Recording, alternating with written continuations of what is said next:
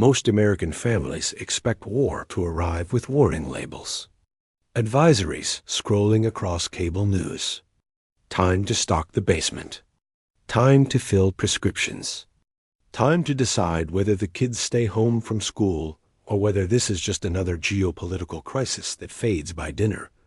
But that's not how it unfolds. At 2:34 a.m. Pacific Standard Time, U.S. Space Command detects multiple launches from 3 continents simultaneously. The trajectories are unmistakable. Intercontinental ballistic missiles, submarine-launched cruise missiles, and hypersonic glide vehicles converging on American soil. Impact projections calculate 23 primary targets across 14 states. Time to first detonation, 17 minutes. The emergency alert system activates automatically. Every phone in America receives the same message at 2:36 a.m. Ballistic missile threat inbound to your area. Seek immediate shelter. This is not a drill. You're asleep when your phone vibrates on the nightstand. So is your spouse. So are the kids down the hall. The sound that wakes you isn't the alert tone. It's the neighbor's car alarm, triggered by their panicked fumbling with keys. Then another. Then the distant sound of engines starting in sequence. Like dominoes falling down the street. You pick up the phone. Read the words. Read them again. The world your children fell asleep in no longer exists. In suburban Denver, Colorado. 340 miles from the nearest confirmed target at Warren Air Force Base in Wyoming. You have approximately 20 minutes before the first shockwaves reach your home. You don't know this yet.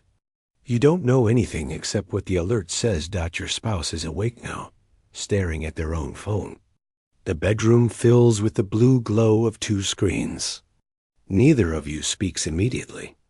The silence between you contains 1,000 calculations happening simultaneously. The kids, the basement, water, food, keys, cash, the dog. Then your spouse says the first words of the new world. Is this real? It's not a question. It's a statement searching for denial. You want to say no. You want to say it's another false alarm, like Hawaii in 2018. Another system glitch. Another test that forgot to include the word test. But outside, the sounds are multiplying. Car doors, shouting, the particular pitch of fear that carries across lawns in the dark. You get out of bed. Your legs work, but your hands shake. You move to your daughter's room first. She's 10. She's awake, sitting up in bed with her tablet, the screen showing a frozen YouTube video from before the network started collapsing. She looks at you with that specific expression children have when they know something is wrong, but are waiting for adults to fix it. Dad, she says. Just that. Just your title turned into a question. You tell her to get dressed. Warm clothes, shoes, move fast. You don't explain because explanation would take time you don't have. Your son is 8. His room is dark. He's somehow still asleep, curled around a stuffed elephant he's too old for, but hasn't let go of yet. You wake him gently because rough movements create panic, and panic is contagious. By 2:42 a.m., your family is assembled in the kitchen. 4 people in pajamas and jackets, standing under fluorescent lights that suddenly seem too bright, too normal for what's happening. Your spouse has grabbed the emergency kit you assembled 3 years ago after that wildfire scare. Flashlights, batteries, first aid, water bottles. It seemed paranoid then. It seems insufficient now. The decision you face is the one every family in America is facing in this moment. Stay or go. Your instinct screams to get in the car, to drive away from Denver, away from cities, away from anything that might be a target. The highways, you think. Montana, Canada. Distance equals safety, but you hesitate. Because you remember something you read once, some preparedness article you half dismissed at the time. That evacuations without destinations create death traps. that highways become parking lots. That distance traveled in panic is often distance traveled toward danger, not away from it. At 2:47 a.m., you make the choice that will define everything that follows. You go down. The basement in your home is unfinished. Concrete walls, exposed insulation, plastic storage bins containing Christmas decorations and outgrown clothes. There's a small bathroom, a washer and dryer, and a corner workshop with tools your neighbor left when they moved. It smells like detergent and dust, and the particular dampness of underground spaces. You gather what you can in 3 minutes. Blankets from the upstairs closet. Food from the pantry, grabbed without selection. Crackers, canned soup, peanut butter, a box of granola bars. Bottled water, 6 bottles because that's what you had. Your spouse fills pots in the bathroom sink because somewhere in the panic, the information surfaces that tap water stays safe longer than people think. The kids sit on the basement stairs watching you move. Your daughter's face is white. Your son is crying silently, the way children cry when they're too scared to make noise. The dog, a retriever named Scout, paces between family members, sensing the wrongness but unable to articulate it. At 2:51 a.m., you hear the first detonation. Not nearby, somewhere distant. A sound that's less noise and more pressure, a deep compression of air that rattles the windows upstairs and sends a vibration through the foundation. The lights flicker, once, twice, then steady again. Your daughter asks what that was. You tell her thunder. The lie sits heavy between you, obvious and necessary. 3 minutes later, another concussion. Closer this time. Close enough that the light bulb overhead swings on its cord. Your son covers his ears. Your spouse pulls both children close, creating a huddle of bodies on the basement floor. Then the lights go out. The darkness is absolute. No streetlights bleeding through basement windows. No glow from electronics. Nothing. Just black silence and the sound of breathing. You fumble for the flashlight. The beam cuts through the dark, catching motes of dust suspended in air that suddenly feels thicker. At 3:17 a.m. The emergency alert system broadcast reaches you through the battery-powered radio you remembered to grab. The voice is female, professional, reading from a script designed for exactly this scenario. At approximately 2:52 a.m. Mountain Time, multiple nuclear detonations were confirmed on United States territory. Strategic military installations have been targeted. DEFCON 1 is in effect. All citizens are ordered to shelter in place immediately. Do not attempt to evacuate. Do not go outside. Radiation fallout is imminent in the following areas. She lists 12 states. Colorado is among them. So is Wyoming, Nebraska, Montana, North Dakota. The geography of America's ICBM fields. Now the geography of destruction. The broadcast continues with instructions. Seal all entry points. Stay in the lowest, most interior space available. Avoid windows. Cover ventilation with plastic if possible. Wait for further instruction. You look around the basement. The windows are small, near the ceiling, the kind that let in minimal light even during the day. But they're there, unsealed. You don't have plastic sheeting. You have garbage bags. You have duct tape. You have improvisation. For the next 20 minutes, you work by flashlight. Garbage bags taped over windows. Towels stuffed under the door at the top of the stairs. A blanket hung over the bathroom door to create a second barrier. The work is meticulous and desperate and probably insufficient. But it's action. And action holds back the paralysis that threatens to overwhelm Dot by 4 a.m. You're done. The basement is sealed as well as it can be. The 4 of you sit in a circle on the floor, flashlight in the center like a campfire. No one speaks. The silence from outside is more frightening than the explosions were. No sirens, no aircraft, no distant hum of the city that usually provides background noise even at this hour. Just stillness. Just waiting. Just the understanding that above you, invisible particles are beginning to fall. Dawn comes at 6:47 a.m., but you don't see it. Time in the basement moves differently. Without natural light, without routine, the body loses its rhythm. You check your phone. No signal. Battery at 67%. You turn it off to conserve power. Your daughter needs to use the bathroom. The small toilet in the corner becomes the most important infrastructure in your world. The water still runs when you test the faucet. You fill more containers. Every bottle, every pot, every bowl you brought down. The human body requires 2 liters per day minimum. 4 people. That's 8 liters daily.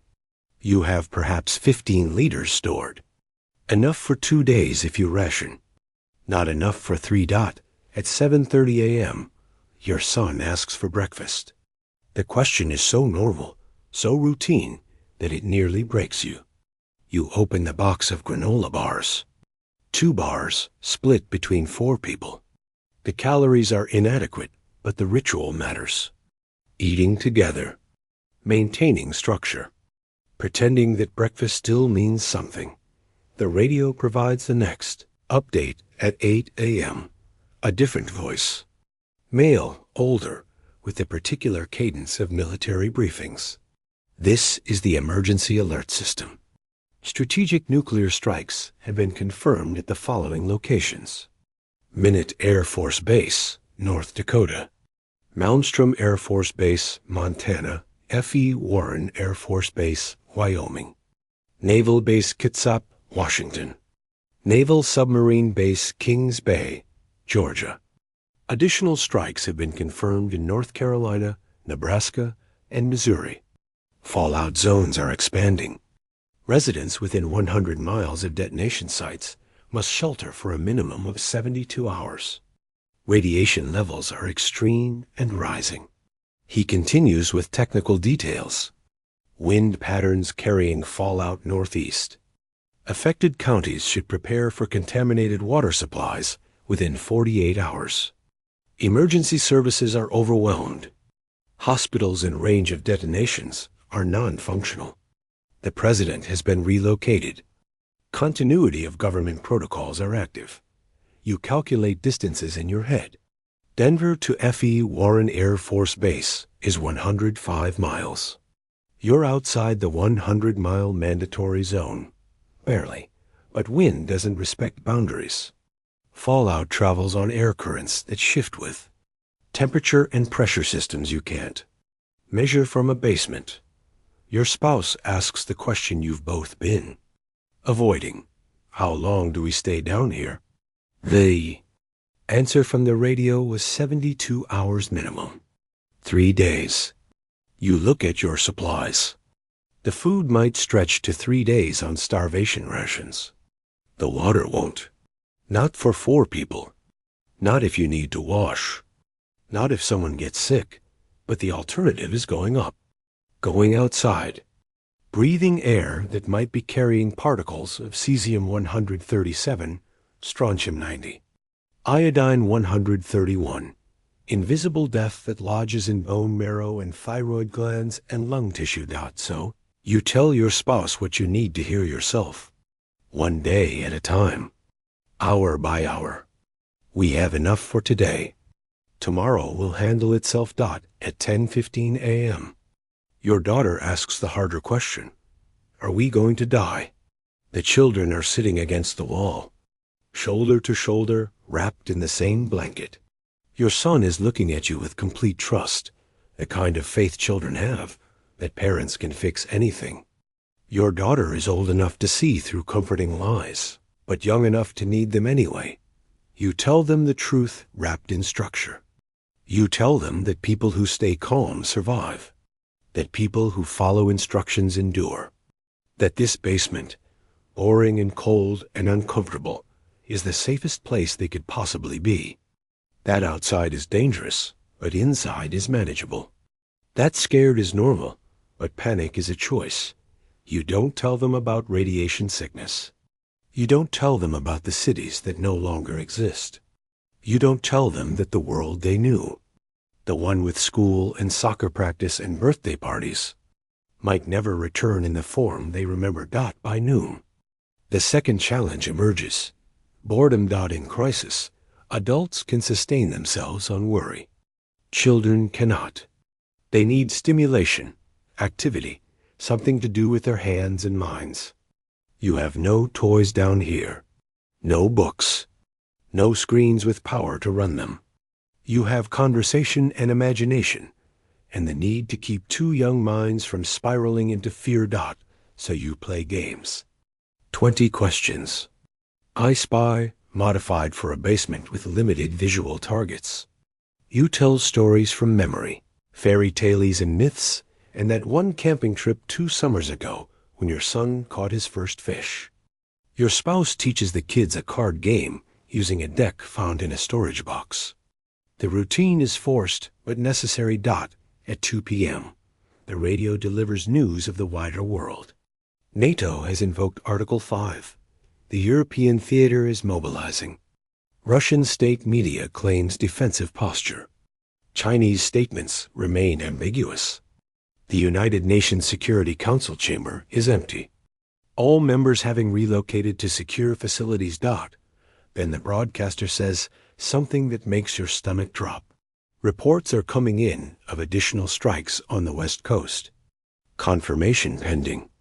Residents of California, Oregon, and Washington are advised to shelter immediately. Additional strikes.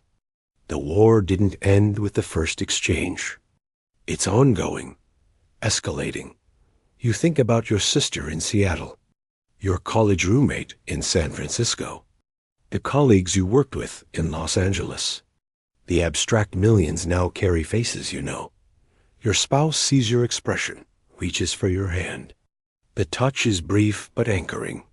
You're not alone in this basement. You're not alone in this fear. 4 bodies sharing one crisis. One family adapting to one impossibly changed world. By 6 p.m., the temperature in the basement has dropped. Colorado spring nights still carry winter's memory. Without power, without heating, the concrete walls leach cold into the air. You distribute the blankets. The kids huddle together. The dog lies across their feet, providing warmth and comfort in equal measure. Dinner is half a can of soup, heated over nothing, eaten cold with shared spoons. The taste is irrelevant. The calories matter. The ritual matters more. Families eat together. That hasn't changed. At 7 p.m., your son asks when they can go back to school. The question is so incongruous, so detached from reality, that you almost laugh. But children anchor themselves with routine. School means normal. School means a future that includes homework and lunch boxes and complaining about early mornings. You tell him soon. Another lie, necessary and kind. The evening stretches. Without entertainment, without distraction, time becomes viscous. Minutes feel like hours. Hours feel like days. You ration the flashlight, using it only when necessary. Darkness preserves batteries. Darkness also amplifies every sound. The house settling. Distant noises that might be wind or might be something else. The ambient soundtrack of uncertainty. At 9 p.m., you enforce bedtime. Not because anyone is tired, but because routine provides structure, and structure provides sanity. The kids protest minimally, then comply. They're exhausted in ways that have nothing to do with physical exertion. Fear is draining. Uncertainty is consuming. You and your spouse sit in the dark after the children sleep. The conversation is whispered, conducted in sentence fragments and unfinished thoughts. Speculation about what's happening above. Whether this is the beginning of the end or just the end of the beginning. Whether help will come. Whether government still functions. Whether tomorrow will bring relief or just more of the same grinding uncertainty. At some point, you ask the question you've been avoiding. Did we make the right choice? Staying. Your spouse considers this. Outside, families made different choices. The Johnsons 3 doors down, you saw them loading their car in those first minutes. The Reyes family across the street, the ones with the newborn, they were running to their vehicle as you went down to the basement. Some of them might be alive, safe in some distant location, far from fallout zones. Or they might be stuck on highways, trapped in gridlock, exposed to radiation while traffic refused to move. You'll never know which choice was correct. You'll only know which choice you made. Your spouse takes your hand again. We're together. That's what matters. It's an insufficient answer. It's also the only answer that means anything. You close your eyes. Sleep seems impossible, but the body, pushed past its limits, eventually surrenders. You drift into something that isn't quite sleep and isn't quite consciousness. A twilight state where dreams and reality blur into one continuous thread of anxiety and exhaustion. When you wake, the clock on your dead phone shows 4:17 a.m. You've been in the basement for 26 hours. The second day begins with thirst. Real thirst, not the mild discomfort of wanting a drink, but the genuine physical need for hydration. You've been rationing. 1 bottle of water, shared between 4 people, 3 times yesterday. It's not enough. You know it's not enough, but the alternative is running out faster. At 6 a.m., the radio delivers the update you've been waiting for. Radiation levels are declining. Not to safe levels, but to manageable levels in regions outside primary fallout zones. The broadcast includes a map read aloud, counties designated by contamination severity. Denver metro area is listed as Category 2, elevated radiation but declining. Shelter in place remains in effect, but outdoor exposure can be limited to essential activities only. Maximum 30 minutes, full skin coverage required. 30 minutes, you could reach the kitchen, fill more water, grab more food, check the house for damage, maybe even step outside, see what the world looks like now. But the broadcast continues with warnings. Do not touch standing water. Do not consume food left outside. Do not remove protective clothing indoors without decontamination. Every surface that was exposed to open air is potentially contaminated. Every object that saw sky is now a vector for radiation. At 8 a.m., you make a decision. You need water. The kids need water. Dehydration will kill you just as surely as radiation, only faster. So you prepare. You dress in layers. Long sleeves, pants, jacket, gloves, a dust mask you find in the workshop corner. You look ridiculous. You look like someone who understands that survival requires humility. Your spouse watches you prepare, face tight with worry that neither of you voices. 30 minutes, you say. In and out. At 8:17 a.m., you open the basement door for the first time in 30 hours. The stairway beyond is dim, lit only by gray light filtering through windows. You climb slowly. Each step feels significant, like crossing a border between worlds. At the top, the main floor of your house looks untouched and completely foreign simultaneously. Everything is where you left it. Nothing is the same. The air smells different, metallic, slightly acrid, like ozone after lightning, but heavier. You move to the kitchen. The refrigerator door hangs open, powerless, everything inside beginning the process of rot. You ignore it. The pantry is what matters. You fill a garbage bag. Canned goods, pasta, rice, cereal boxes, anything non-perishable and grabbable. The water bottles from the emergency supply in the garage. You move fast, counting seconds in your head. 15 minutes. 20. Through the kitchen window, you see the street. It looks like a photograph from an evacuation zone. Cars abandoned mid-street. One vehicle with its doors open. Engine probably dead from MP effects. No people. No movement. No sound except wind. Then you see Mrs. Patterson. She's standing in her driveway 4 houses down, dressed similarly to you, in improvised protective clothing. She's sweeping her porch, methodically pushing dust and debris into a trash bag. She looks up, sees you, raises one hand briefly. You raise your hand back. The gesture contains entire conversations. We're alive. We endured.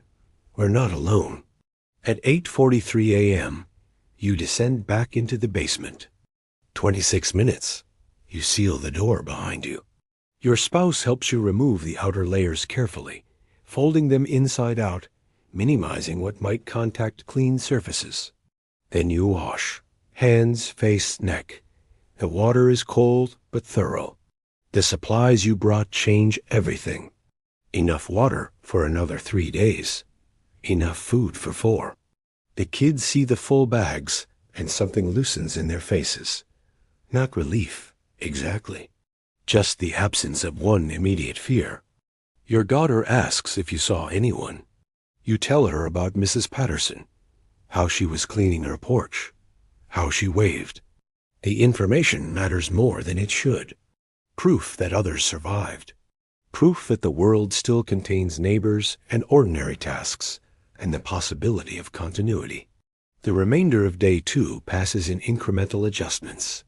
You establish better rationing schedules. You create a waste disposal system that preserves dignity. You implement an exercise routine to prevent blood clots and muscle atrophy. 20 jumping jacks every 2 hours. Stretches. Movement. At noon, the radio reports that emergency services are beginning to mobilize in unaffected regions. FEMA has established distribution centers in Kansas City, Albuquerque, and Salt Lake City. Medical teams are en route to affected areas. But the timeline is vague. Days, possibly weeks before aid reaches residential neighborhoods. You're on your own. Every family in America is on their own. The ones who survive will be the ones who accept this reality fastest. At 3:00 p.m., you initiate what you privately call the education program. You teach the kids why you're doing what you're doing. How radiation works, explained in terms a 10-year-old and 8-year-old can grasp. How fallout settles. How time reduces danger. How concrete and distance and patience are your primary defenses. They listen with the focused attention children reserve for information that directly affects them. Your son asks if the world is ending. You tell him no. The world is changing. Those are different things. By 6 p.m., you notice the shift. The kids are playing a game they invented, something involving the flashlight and shadow puppets and rules that make sense only to them. Your spouse is organizing supplies, creating inventory lists by memory. You're listening to the radio, taking mental notes on which areas have power, which roads are clear, which resources are available. You're adapting, not accepting, not surrendering, adapting, learning to live in the margins of catastrophe. The second night is quieter than the first. The fear has transmuted into something more sustainable. Concern instead of panic. Vigilance instead of terror. You sleep in shifts now, one adult awake at all times, maintaining watch over nothing specific, but unable to fully abandon caution. At 2 a.m., during your watch shift, you think about the future. Not the distant future of rebuilding and recovery. The immediate future. Tomorrow. The day after. The decisions you'll need to make about when to emerge permanently, where to go, how to navigate a world where infrastructure is fractured and authority is distant. But those problems belong to day 3. Right now, your family is alive, sheltered, fed, hydrated, together. In this moment, that's enough.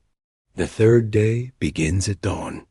You know it's dawn only because your dead phone's clock, powered on briefly to check time, shows 6:52 a.m. The basement remains dark, but something feels different. The air, the quality of silence, the sense that the world outside has shifted from active crisis to aftermath. At 7 a.m., The radio delivers the announcement you've been waiting for. As of 7 a.m. Mountain Time, radiation levels in Category 2 zones have declined to manageable levels. Shelter-in-place orders are being modified. Residents may exit shelter for necessary activities. Outdoor exposure should still be limited. Avoid disturbed soil. Do not consume food from outdoor gardens or standing water sources. Decontamination procedures remain in effect. You look at your spouse. Your spouse looks at you. The unspoken question hovers between you. Is it time? You decide to wait. Not because you doubt the broadcast, but because patience has become your primary survival tool. You've been underground for 55 hours. A few more won't change outcomes, but premature emergence could. At 10 a.m., you initiate the first phase. You open the basement door. Let fresh air circulate. Test the environment without committing fully. The house above is cold, dim, but structurally intact. No visible damage. No obvious contamination beyond what's expected. At noon, you emerge as a family. The four of you climb the stairs together, moving from the basement into the main floor of your home. The kids are silent, eyes wide, taking in the familiar but changed landscape of their own house. You open the front door. The street outside looks like a still life painting. Everything frozen in the moment of abandonment. The Johnsons' car is gone, but tire tracks show they left in a hurry, driving over their own lawn. The Reyes minivan sits in their driveway, all doors open, looking like a stopped heartbeat. Mrs. Patterson is on her porch again. She's not alone this time. Mr. Patterson is with her, and the Garcias from next door, and the Thompsons from the corner house. 5 neighbors standing in a loose cluster, wearing masks and gloves, talking in low voices. They see you. They wave. You wave back. Then Mrs. Patterson does something that creates a crack in the emotional dam you've been maintaining for 3 days. She walks toward you, slowly, maintaining distance. She stops at the edge of your lawn. You made it, she says. Simple words. Enormous weight. We made it, you confirm. She nods. The Johnsons went north. I don't know if they made it. The Reyes ... She pauses. Their baby was sick before all this started. I don't know. The information settles. Some families survived. Some didn't. The gap between those outcomes might be luck or preparation, or just the chaos of circumstance that determines all things in moments of crisis. Over the next hours, a pattern emerges. Families venture out. They assess damage. They share information. Someone has a working generator. Someone else has medical supplies. The retired nurse from 2 blocks over sets up an improvised clinic in her garage. The mechanic who kept a CB radio in his truck becomes the neighborhood's link to the wider world. Commerce has reset to fundamentals. No one discusses money. No one mentions jobs or mortgages or the old economy that probably doesn't exist anymore. Instead, they trade. Water for batteries, food for medication, skills for supplies. Your spouse, who taught high school chemistry before all of this, becomes valuable for knowledge about decontamination procedures and radiation safety. You, with your basic carpentry skills, help board up broken windows and seal damaged structures. The kids, simply by being children who survived, provide hope. At 3:00 p.m., a military convoy passes through. 2 trucks, a handful of soldiers in protective gear, moving slowly down residential streets. They stop at each block, distributing flyers with instructions. Decontamination centers are operating in Boulder. Water distribution points are active in Aurora. Medical care is available but limited. Register your household at the nearest functioning fire station so authorities know you're alive. The soldier who hands you the flyer is young, maybe 22. He looks exhausted. When you ask him what happened, he shakes his head. More than you want to know, sir. Less than you need to know. Stay safe. Stay sheltered when possible. We're doing what we can. Then he's gone. The convoy moves to the next block. The government still exists. Just barely. Just enough. By evening, you understand the shape of your new reality. The world hasn't ended. It's fractured into smaller pieces. Neighborhoods become city-states. Communities become economies. The old infrastructure, the vast interconnected web of supply chains and power grids and communication networks, that's gone. What remains is local, immediate, human-scaled. At 6 p.m., you gather your family in the living room. The house is cold, but safer than the basement. You still have supplies. You still have options. Most importantly, you still have each other. Your daughter asks the question that's been building for 3 days. What happens now? You tell her the truth. You don't know. No one knows. The world is being rebuilt from the bottom up, neighborhood by neighborhood, decision by decision. School might not return for months. Soccer practice might never return in the form she remembers. But breakfast will happen tomorrow. So will dinner. So will the small routines that make life worth living. Your son, more practical, asks if they can sleep in their own beds tonight. You tell him yes. That permission feels like restoration. At 8 p.m., you stand on your front porch and look at the street. Lights are on in 3 houses, powered by generators. Smoke rises from chimneys as people burn wood for heat. Mrs. Patterson is outside again, sweeping her porch for the 3rd time today. The action is unnecessary and completely essential. The assertion of normalcy in the face of chaos. You think about the families who didn't make it. The ones who evacuated into gridlock. The ones who were too close to detonation sites. The ones who made different choices and paid different prices. You think about your sister in Seattle, your friend in San Francisco, the millions of faces you'll never know who shared this experience but might not have survived it. The weight is immense. The relief is guilty. The gratitude is profound. Your spouse joins you on the porch, takes your hand. Together, you watch the sunset on the 3rd day of the new world. The sky is orange and purple, beautiful in the way sunsets always are, indifferent to human catastrophe. We survived, your spouse says quietly. We survived, you confirm. A statement contains no triumph, no celebration, just acknowledgement. 3 days ago, the world changed. Your family adapted. You made choices with incomplete information. You endured discomfort and fear and uncertainty. You stayed together. The road ahead is long. Infrastructure will take months to restore. Society will take years to rebuild. Some things will never return to what they were. But you're alive. Your children are alive. Your neighbors are alive. And from that foundation, however fragile, futures can be constructed. Inside the house, the kids are arguing about something inconsequential. The sound is ordinary and precious. You don't interrupt them. Let them fight about small things. Let them exercise the luxury of trivial concerns. That normalcy, more than anything, is what you fought to preserve. The first 72 hours are over. You survived them not because you were strong, but because you were disciplined. Not because you had perfect information, but because you made the best choices possible with what you knew.